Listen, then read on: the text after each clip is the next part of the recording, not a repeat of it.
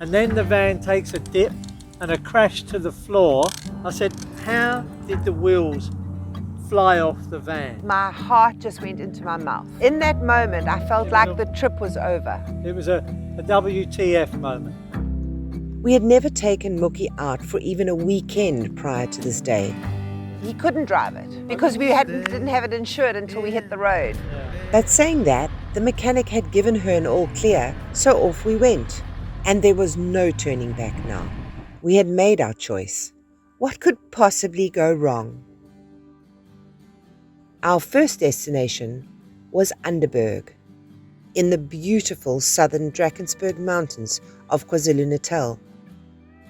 It was a slow drive to get there. I was driving 100, I'm now dropping down. So we get to a hill and I'm in fourth, and then I quickly had to get it down to third, and then it was second. And I thought, is this thing going to climb up here? And these big Pentechnicans were coming past us, hooting and swearing at us for going too slow. And that was quite a rude awakening. We've made it to our first stop with Mooki, going 60 up. It's hot in there. I'm going to have the van tan. Tan this arm, wipe this arm. Mooki on the move.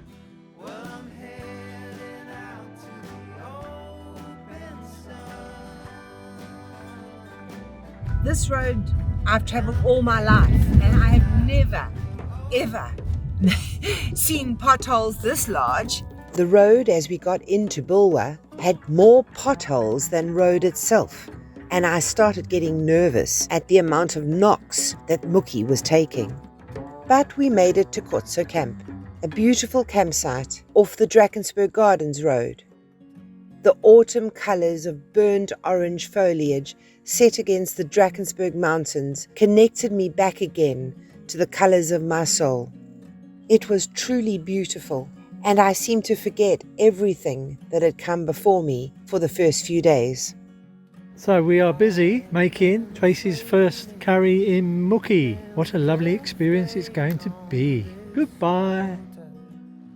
We parked our van next to the river. The constant sound of flowing water awakened within me a part of myself that had laid dormant for years.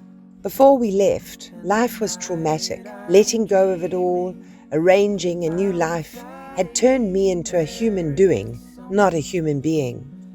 Packing up, leaving the family and friends, it's a strange old situation. Here we are, Kutso Camp. Tracy huddling round the fire. And now, sitting beside the warmth and crackling of the fire every evening, I found myself closer to my core. This first week grounded me, and I felt my connection to nature bring me back to myself. Within this new space of solitude and stillness, I knew we had made the right decision. They say a river runs through it. Certainly running through me now. Fortunately, with all this chaos and change, we had Taryn with us, our Travelling Toes videographer and editor, and her furry companion Coda.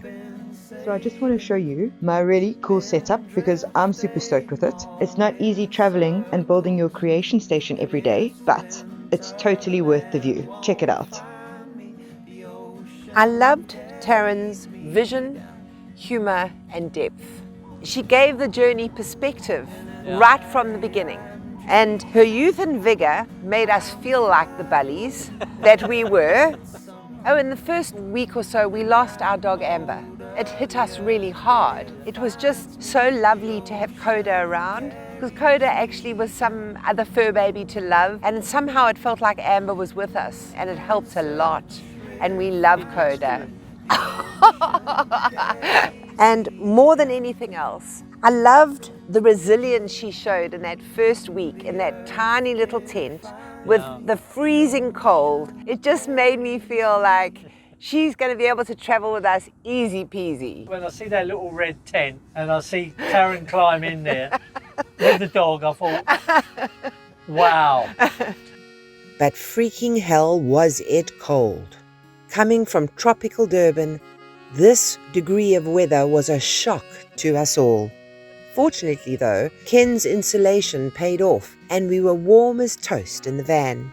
Saying this though, it was tough.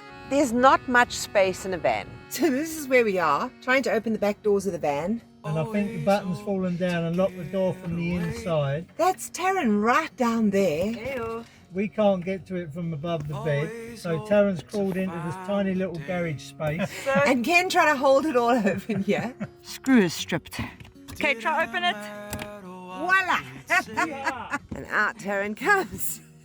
There's not a dull moment here at this Mooki van. Thank you. Trying to get to know the workings of how to maneuver in the van. You have to move, I have to wait. My patience had to be cultivated. We lost everything. We couldn't find anything. We bashed our heads. We bashed our hands while we were here. And hit the cupboard. I brushed my teeth and I burst out laughing. and hit my head so hard. And it just means more mindfulness. Everything in the van takes time to do. And it made me realize how pampered and how soft I'd become. That everything had been on tap and laid out for me for so many years. And all of a sudden I was in this van. Okay, we need water. Go get water. The first few nights in the van, I felt pretty claustrophobic. Between the cupboard length shortening me and being under this cupboard, every time I turned over, I'd hit my arm on this cupboard. We found our sink now. I couldn't have a conversation with a friend. Ken would chirp. Well, Tracy does that to me as well. I'm on the phone. She said, "Who are you talking to?"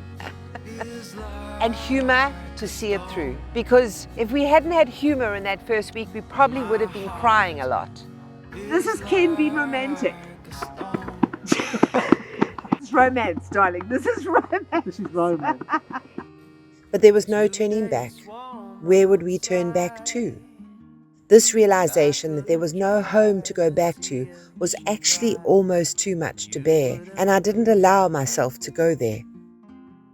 We had to choose to focus on our route forward, ready for our next journey towards Morgan Bay, content that everything was working. We set off, and then it happened. 10 minutes into the journey. When you're driving along and you see this black thing flashing past you on the left-hand side, 4 or 5 k's up the road, and I came crashing to a sudden standstill because my wheel went into the bush. Caused a lot of problems with the van, so it was heartbreaking. Just started playing my music and hit the last of the big potholes. And then the van takes a dip and a crash to the floor. I looked up into the rearview mirror and saw smoke, white smoke, as the van came down onto the road. And then it started veering. But I didn't go down the ditch, which was a good thing. My heart just went into my mouth. In that moment, I felt like the trip was over. It was a WTF moment. It was a miracle that Ken had kept her on the road at all. Thank God he wasn't hurt. Trying to get this van onto this truck, and it looks like it's going to topple over, and it's scary. How could this happen? We were only in our first week. Was van life really for us? The sick feeling as we watched her being transported to Underberg. We would have to endure the icy cold weather for even longer, as we spent days tending big log fires and brooding as we waited for the results and solutions between James, the insurers, and the wheel suppliers in Durban. I said, how did the wheels fly off the van? He said, maybe with all the potholes and all the weight on the van, the weight constantly going, maybe you bent your aft shaft. He explained the pins actually turning in the and making the holes bigger. Yeah. So the pothole bent the pin, and then that pin generally eroded the hole bigger to the point that the wheels came off. So it was the hitting of that pothole, and not just one, many, that actually caused that to happen. So by the time we drove out of Kortso and we hit the straight road, it eroded and the wheels came straight off. We now have a van that has got Loctite on all the wheel nuts. Also, when you leave Underberg and your van's been torn apart and put back together again, then you just got to have faith in the people that are around you. And James, he done the business. This week gave us the solitude and stillness to yet again question everything. Should we be doing this at all? Will we continue? Is this for us? At this age, can we handle more explosions like this? Would we be able to carry on financially after this big repair? Did we even want to? This was a very low point for all of us. Mooki is back in action. Yeehaw! First big obstacle, faced, challenged, overcome. We made it. We made it. We're still here. We're still here. We're still here. And Mookie's still here. And Mookie's still about. Still keen to keep going? Needs Yeah, a bit of a clean. definitely. We're keeping going. Life goes on. Mookie goes on. Ken and Tracy go on. Tracy and Ken go on. The adventure, the hard knocks, and the unexpected. This was all part of it. Here we are again, happy as can be. I got the key of the mountains, no one's got more than me. So, this being said, we recommitted to the journey ahead. This time a little more prepared for the bigger challenges that might come our way.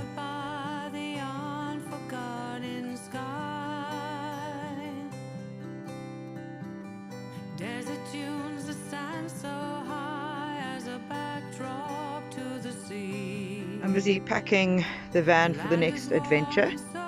Curtis found a spot